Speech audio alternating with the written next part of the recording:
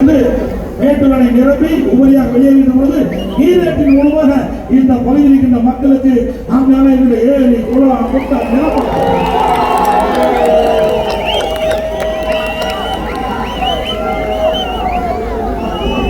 திமுக ஆட்சியில நம்முடைய கிராம பகுதி ஏற்காடு மலைப்பகுதி, அது கருமதுரை மலைப்பகுதி, இந்த பகுதியில் மக்களுக்கு நாங்கள் அதிகமாக ஏழை மக்கள் வசிக்கின்ற பகுதி. இந்த மக்களுக்கு அங்கேயே சிகிச்சை அளிக்க வேண்டும். அவர்களுக்கு சிகிச்சை கொடுக்கணும்னா ஒரு 15-20 கிலோமீட்டர் வந்தால் டாக்டர் பார்த்து அவர் நோயை குணப்படுத்த முடியும். அப்படிப்பட்ட ஏழை மக்கள் அதிகமாக வசிக்கின்ற பகுதியை தேர்ந்தெடுத்து அங்க ஒரு அம்மா பணிகளுக்கு தந்தார். இது இந்த ஆளுக்கு என்ன வழிகளே தெரியல. சாரி, அரசியல் 2000 அம்மா பணிகளை அனுபவ நீதியாக நான் கிராமத்தில் கொடுத்த காலத்துல நாங்களாம் டாக்டர் போனா எடப்பாடி 15 கிலோமீட்டர் போகணும்.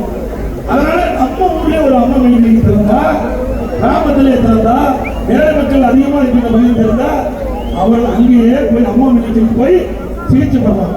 அது ஒவ்வொரு அம்மா கிளினிக்ல ஒரு எம்பிஎஸ் டாக்டர், ஒரு செவிலியர், ஒரு நர்ஸ், ஒரு மருத்துவ உதவியாளர், இப்படி அந்த திட்டத்தை கொண்டாந்து மக்களுக்கு மிகப்பெரிய வரவேற்பு. எல்லா இடத்துலையும் ஏழை மக்கள் அங்க போய் அப்பெல்லாம் சிகிச்சை பண்றாங்க. மக்களுக்கு வரவேற்பு. ஸ்டாலின் பார்த்தா மக்களுக்கு அதிமுக செல்வாக்கு அதிகமா இருக்குது அப்படின்னு அந்த ஏழை மக்களுக்கு சிகிச்சை அளிக்கக்கூடிய திட்டத்தை கூட ரத்து செய்த முதலமைச்சர் என்று ஸ்டாலின் இப்படிப்பட்ட ஆட்சிக்கு வரவில்லை. ஏழையில வச்சுக்கிட்ட அரசு தேவையா? என்ன அரசியல் வேண்டி இருக்குது? ஒவ்வொரு கட்சியும் மக்களுக்கு சேவை செய்ய, மக்களுக்கு உதவி செய்ய, மக்களுக்கு நன்மை செய்யலாம் ஒரு அரசாங்கம் அமைக்கப்படும். ஆனா இந்த அரசாங்கத்தை பொறுத்த வரைக்கும் ஏழைகளுக்கு உதவி செய்கின்ற அதை கூட தடுத்து நிறுத்துகின்ற மக்களோட அரசாங்கம் திமுக அரசாங்கம். எவ்வளவு கொடுமை! கிராமத்தில் பிறந்தா தெரியும், ஏழையோட வாழ்ந்தா தெரியும், ஏழைகள் படிக்கிற கஷ்டத்தை பத்தி என்ன தெரியும்? நான் கிராமத்தில் வந்து வாழ்ந்துவேன், கிராமத்தில் வாழ்ந்துவேன். இன்னைக்கு ஏழைகள் படிக்கிற துன்பம், துயரம், வேதனை அத்தனையும் நேரடியாக பார்த்தேன், அவனோடு வாழ்ந்தவன். அதனால ஏழைகளை எங்கெல்லாம் பாதிக்கிறார்களோ அவர்களுக்கு உதவி செய்கிற அரசாக அதிமுக அரசு இருந்தது. மீண்டும் ஸ்டாலின் அவர்களே, மீண்டும் அதிமுக ஆட்சி, ஏழையுடைய கூட்டணி வலிமையா இருக்குது. ஏழையுடைய கூட்டணி சிறப்பாக செயல்பட்டு மக்களுடைய ஆதரவை பெற்று ஆட்சி அமைக்கும். ஆட்சி அமைச்சோடவே ரத்து செய்யப்பட்ட அம்மா மெடிக்கலை மீண்டும் திறக்கப்படும். அதேபோல ரேஷன் கடையில இப்ப அரிசி போட்டுருக்கோம். அந்த அரிசி பல பேர் சமைக்க முடியாத இருக்கின்ற நிலை என்று என்னிடத்தில் தெரிவிச்சாங்க. நானும் வாங்கி பார்த்தேன். அது ஏற்றுக்கொள்ள வேண்டியதான். இனி அதிமுக ஆட்சி வளர்ப்புல நம்முடைய மணி கடையில எப்படி தரமான அரிசி இருக்குதோ அதே அரிசி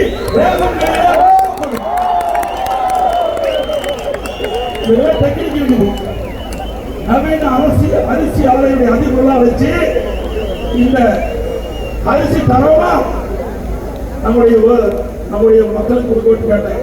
தாராளமா செய்யலாங்க. அது பல வழி இருக்குதுன்னு சொல்லியிருக்கிறாங்க. அதுக்கு சுமார் 3000 கோடி செலவானாங்க. எத்தனை கோடி செலவானாங்க பரவாயில்ல, ஏழைகளுக்கு சிறப்பான அரிசி கொடுக்க வேண்டும். அந்த அடிப்படையில அதிமுக ஆட்சியாளர்களே ரேஷன் கடையில தரமான அரிசி விலையில்லாம கொடுக்கப்படும். அதோட ரேஷன் கடையில விலையில பருப்பு கொடுக்கப்படும், விலையில சமையல் எண்ணெய் கொடுக்கப்படும். இன்னைக்கு திராவிட முன்னேற்ற கழகம் ஆட்சிகளுடைய மின் கட்டணம் 52% உயர்த்தி ஆண்டுக்கு 5% உயர்த்தி சொல்லி 3 வருஷம் மின் கட்டணம் 67% உயர்த்திட்டாங்க. அதே போல உள்ளாட்சியில, நகராட்சி, பேரூராட்சி, மாநகராட்சியில கடைக்கு 100%, சரி வீட்டுக்கு 100% வரி உயர்த்திட்டாங்க. ஆண்டுக்கு 6% உயர்த்தப்படும் என்று சொல்லி 2 வருஷம் 12% உயர்த்திட்டாங்க. அதிமுக ஆட்சியில் இருந்து விட திராவிட முன்னேற்ற ஆட்சிகள் பொழுது உள்ளாட்சி அமைப்பின் மூலமாக இந்த அரசு கூடுதலா 110% வீட்டு வரி சொல்றாங்க. கடைக்கு 150% வரி உயர்வு, ஆண்டுக்கு 6% உயர்வு, குடியிருக்க வரி உயர்வு, 30க்கு வரி போட்டாங்க. கேவலம் குப்பை கூட விட்டீங்க. அதுக்கு வரி போட்ட ஒரே அரசாங்கம் திமுக அரசாங்கம் தான். என்ன கொடுமைன்னா சென்னை மாநகரத்துல இந்த டாய்லெட் பராமரிக்கிற கழிப்பறை பராமரிக்கிற அதுல ஊழல் செய்த ஒரே அரசாங்கம். அதை கூட விட்டுவீங்க. கழிப்பறையில வர காசு எவ்வளவு மோசமா அதை கூட விட்டுவிக்காத அரசாங்கம் திமுக அரசாங்கம் ஒரு கொடிய அரசாங்கம் நேரத்தில் தெரிவித்து என்ன சொன்னா, நீங்க பத்திரிகையில பார்த்தேன் என் மீது வழக்கு போட போடு யார் வேண்டாங்கிறா. நான் வழக்க பார்த்து தானே வந்திருக்கிறேன். ஏன்னா அண்மையில் ஆசா ஒரு ஆடியோ வெளியிட்டார். மத்திய அமைச்சர் முன்னாள் மத்திய அமைச்சர் இன்றைக்கு நாடாளுமன்ற திமுக கட்சியுடைய துணை பொதுச்செயலாளர் அவர் ஒரு ஆடியோ வெளியிட்டார். இந்த ஆடியோ இருக்கிற ஒரு கருத்து எல்லா பகுதிக்கும் போது எனக்கு மட்டும் இல்ல தமிழ்நாடு மட்டும் இந்திய அளவு அது ஒரு பரவலா பேசப்படுகிற பொருளாயிடுச்சு. அந்த செய்தி நான் சொன்னேன். அதுக்கு துணிச்சலா பதில் சொல்ல முடியல. அது மட்டும் இல்ல, இது யார் செய்தி வெளியிட்டாங்களோ அவர் மீது நடவடிக்கை என் நடவடிக்கை எடுத்து அடுத்த ஆடியோ விட்டுருவார். ஆசா இப்போ அவர் மீது நடவடிக்கை எடுத்தா அடுத்த ஆடியோ ரெடி வச்சிருப்பாரு. அவர் மீது நடவடிக்கை எடுக்க முடியல. என் மீது கோபப்பட்டு என்ன பிரயோஜனம்? ஸ்டாலின் அவர்களே, அவர் அந்த ஆடியோவில் செய்த ஆடியோவில் வெளியான செய்தி உண்மையா இருக்கலாம்ல? திராவிட முன்னேற்ற கழக தேர்தல் அறிக்கை 2021ஆம் ஆண்டு தேர்தல் அறிக்கை வெளியிட்டீங்க. அப்ப என்ன சொன்னாரு ஸ்டாலின் அறிக்கையில? புரட்சித்தலை அம்மா மரணத்துல மர்மம் இருக்கிறது, யாராக இருந்தாலும் விடமாட்டேன் அப்படின்னு சொன்ன ஸ்டாலின் அவர்களே, இதே கருத்தை நான் சொல்கிறேன். திரு கருணாநிதி அவர்கள் எதிரியாக இருக்கலாம். ஆனால் இந்த நாட்டுடைய முதலமைச்சர் இருந்தார்.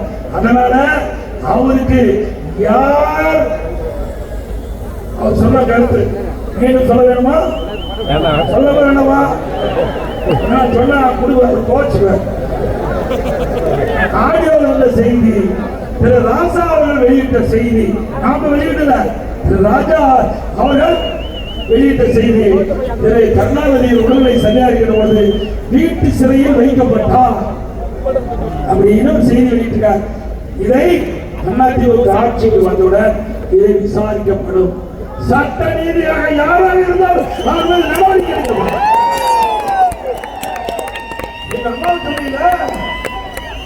நண்பமான முறையில் அம்மா இருந்ததுக்கு விசாரிக்கப்பட்டு சொன்னீங்களா? அதே போல அவர் முன்னாள் முதலமைச்சர் விசாரிக்கப்பட்டு சொன்னார். அதே போல முன்னாள் முதலமைச்சர் திரு கருணாநிதியாக அவர் வீட்டு காவலில் சிறை வைக்கப்பட்டதாக வந்த செய்தி உண்மையாக இருந்தால் சட்ட நீதியாக அவர் மீது நடவடிக்கை எடுக்க யாராக இருந்தாலும் கவலை. அதே போல அதிமுக ஆட்சி பண்ண உடனே நிறைய திட்டங்கள் நிறைவேற்றுவோம்.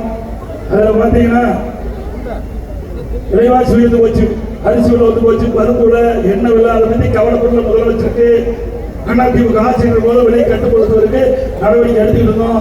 இந்த ஆட்சியில் ஏழை மக்கள் பாதிக்கிறாங்க, இன்னைக்கு பல்வேறு வரி போல மக்கள் பாதிக்கிறாங்க. அந்த மக்கள் பாதிப்பிலிருந்து மீட்டெடுப்பதற்காக எல்லா குடும்பத்தையும் 10,000 ரூபாய் உதவித்தொகை வழங்கப்படும். வங்கியிலே வைக்கப்படும்.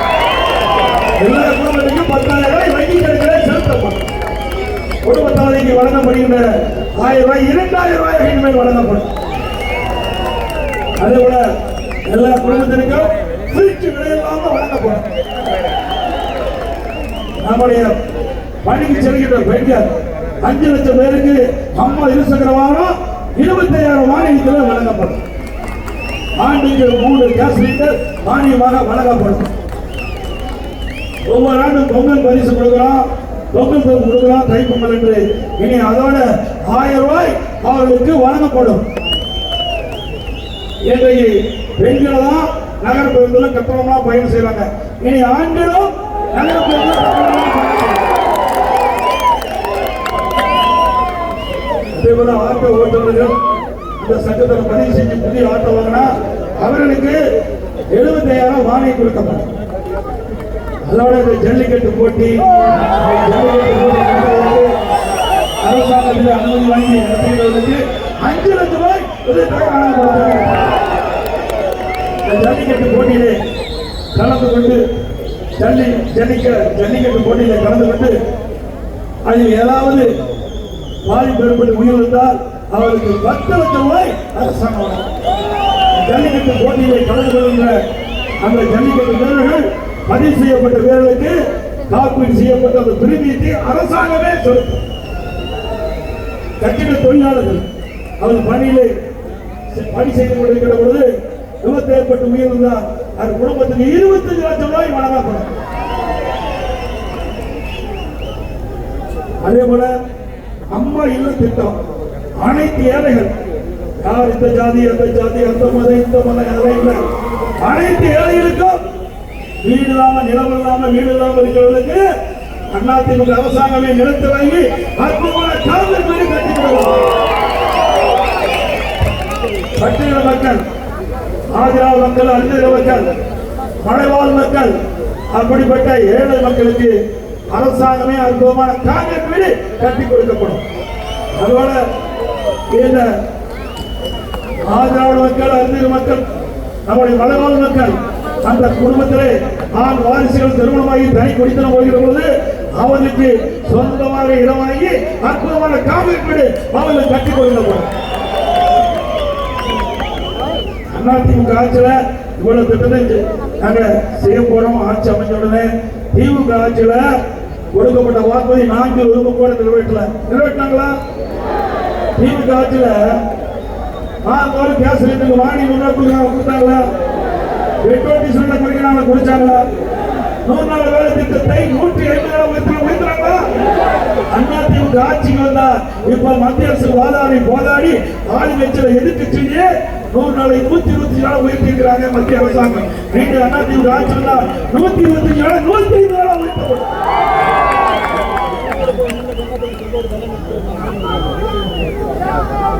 அதே போல இன்னைக்கு திராவிட முன்னேற்ற கழக ஆட்சியில நம்முடைய ஏற்காட்டுல கூட்டுறவுத்துறையில பயிற்சி நிலையம் கட்டுவதற்கு பேஸ்மெண்ட்லாம் போட்டோம். வேறுபட்ட திட்டமிட்டு இந்த அரசாங்கம் வேற இடத்துக்கு மாட்டிட்டாங்க.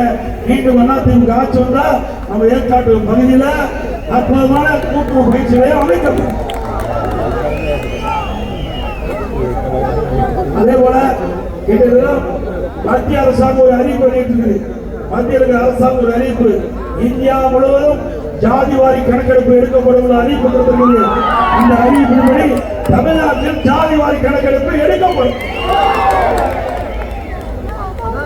இன்றைக்கு பல அறிவிப்புகள், இன்னைக்கு நிறைய அதிமுக ஆட்சியில திட்டங்களை ஏற்காடு சட்டமன்ற தொகுதிக்கு நிறைவேற்றி கொடுத்திருக்கிறோம். அதுல ஒரு சில மற்ற நேரத்தில் குறிப்பிடுவோம். ஏன்னா ஸ்டாலின் பல திட்டத்தை நிறைவேற்றி சொல்லியிருக்காங்க. இன்றைக்கு வெத்தராய் பாளையத்துல புதிதாக தாலுகா அலுவலகம் அமைச்சிருக்கிறோம். ஆலப்பாடியில அனைத்து மழைகளும் துவக்கி வைக்கப்பட்டிருக்குது. கருவந்தரையில தீயருக்கு மீட்பு நிலையம் கொண்டு வந்திருக்கிறோம். ஆலப்பாடியில் 2 கோடியில, வேலூர் 4 கோடியில பேருந்து நிலையம் மேம்படுத்தப்பட்டிருக்குது.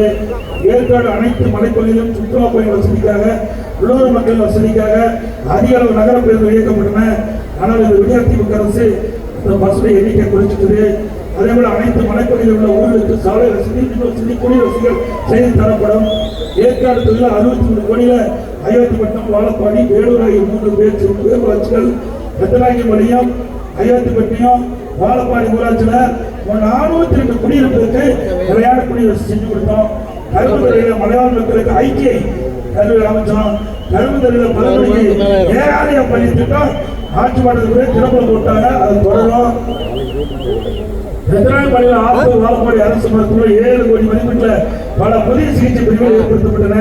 கரும்புத்துறையில் 60 ஏக்கர் பரப்பில் 1 கோடி நிதியில் கால்வாய் வித்து உற்பத்தி நிலையம் அமைக்கப்பட்டது. இன ஒதுக்கீடு நிலையில கிடப்புல போட்டாங்க. அதிமுக ஆட்சி வந்து அது தொடர்ந்து செயல்படுத்தப்படும். 30 படுக்கை கொண்ட மேம்படுத்தப்பட்ட ஆரம்ப சுகாதார நிலையம் 4 கோடி மதிப்பீட்டில் வாழவந்தி, தும்பல் மற்றும் வேலூர் புதிய கட்டணம் கட்டப்பட்டன. எத்தனாயிரம் கல்லையன்பட்டி ஏரியின் உலக வாய்க்கால் புனரமைப்பு பணிக்கு 12 கோடி மதிப்பீட்டில் தொடங்கப்பட்ட பணி வெளிநாட்டில் ரத்து செய்தது. அதை எதிர்த்து காங்கிரஸ் நீதிமன்றத்தில் வழக்கு தொடரப்பட்டது. அதிமுக ஆட்சியாளர் அந்த திட்டம் தொடரும். ரத்தநாயகமலை ஒன்றியத்திற்குட்பட்ட மையால்புரம் மற்றும் உத்திரகடமலை கிராமத்தில் 4 கோடி மதிப்பீட்டில் புதிய தொழில்பாட்டை அமைக்கும் பொருட்டு உள்கட்டமைப்பு வசதிகள் உருவாக்கும் பணி தற்போது வெளியாதிமுக கிடைத்துள்ளது. அதையும் அதிமுக தொடரும். உத்திரகடமலை கிராமத்தில் உள்ள உத்திரகடமலை ஏரி வழக்கு வாய்க்கால் 1999-2002 வரை பராமரிப்பு பணி 9 கோடி முதல் பணி கிடப்புல போட்டாங்க. நாம கொண்டு வரலாம் கிடப்புல போட்டாங்க. அதிமுக ஆட்சி அதெல்லாம் நிர்வாகத்தில் தரப்படும். இந்த நேரத்தில் தெரிவித்து டைமை பற்றி ஸ்பீடாக படிக்கிறேன். அதே போல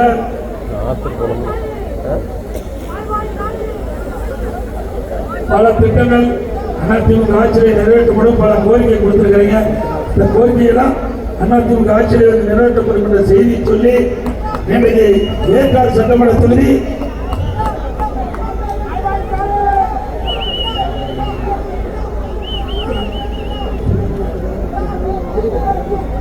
சிறப்பான நிகழ்ச்சி ஏற்பாடு செய்த நம்முடைய ஒன்றிய கழக செயலாளர் முன்னாள் சேர்மன்